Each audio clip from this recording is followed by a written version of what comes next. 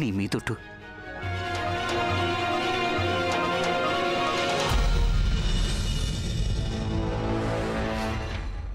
నువ్వు నాకు పెద్ద పరీక్ష పెట్టావు నాన్న, కానీ నేను ఇందులో గెలిచి తీరుతాను. ఎవరితో మాట్లాడను, రాజాబాజాతో కూడా.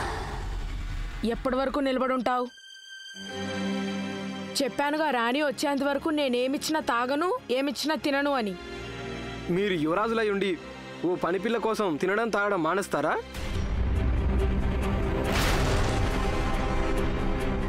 ఒకవేళ పెదరాణి అమ్మగారికి తెలిసిందంటే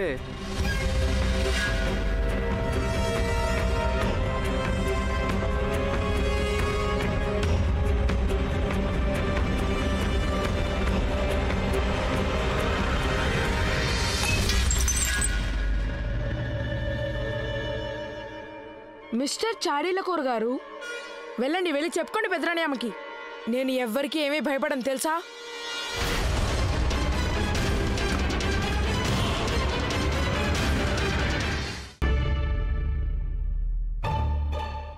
వచ్చేసింది బల్లి. లేదు, నేను ఇంట్లోనే ఉన్నాను. చూస్తుంటే నీకు అర్థమైనట్టుంది తప్పంతా పూర్తిగా నీదే అని, అందుకే నోటు మాట రావట్లేదు. నాన్న వేసిన ఒట్టు వల్ల నేను నోరు మూసుకున్నాను రాజాబాజా. మీ ఇంటి నుంచి ఇక్కడ గుడ్లప్పకి చూడ్డానికి వచ్చావా? సరే, క్షమాపణ కోరుకో.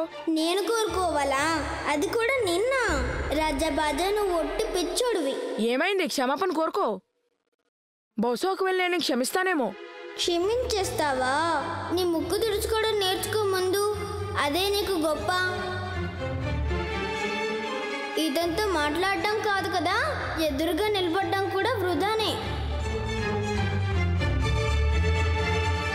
ఎంత పొగరు నీకు!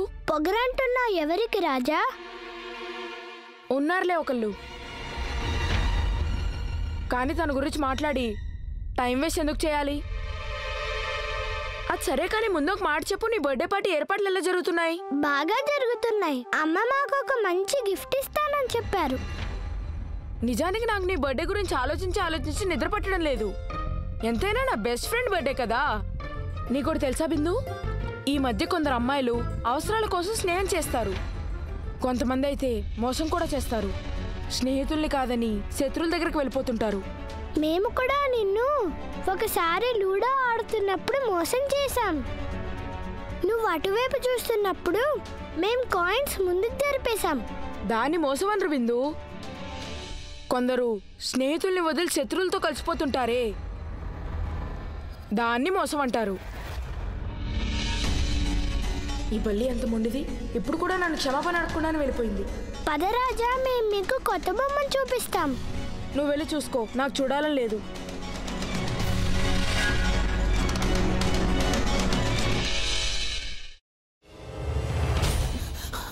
నువ్వు ఇంకేమన్నా చెప్పాలా? ఇంకేమన్నా అబద్ధం చెప్పాలనుకుంటే చెప్పేయి. నేను చూడాలనుకుంటున్నాను నన్ను మోసం చేయడానికి నువ్వు ఎంత నీచానికి దిగజారగలవు అని.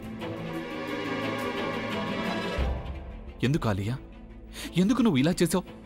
నీకు తెలుసు కదా, నానమ్మ తర్వాత నీ ఒక్కదానిని కదా నేను పూర్తిగా నమ్మేది. ఏమన్నావు నువ్వు? ఈ మధ్య అన్నిటినీ మర్చిపోతున్నావా?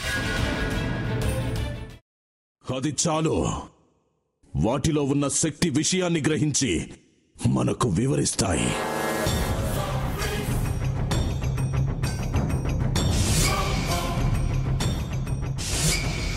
ఎవరు ఆ దండ విప్పొద్దు, గది తలుపులు తెరవద్దు.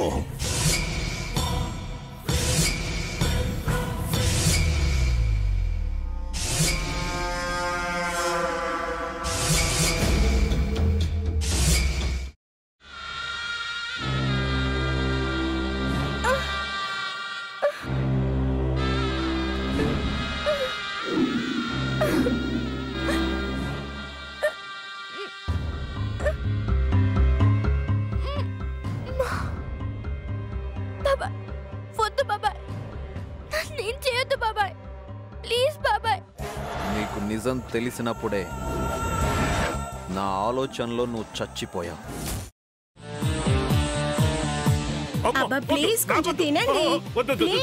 భీమారావు గారు, మీరా?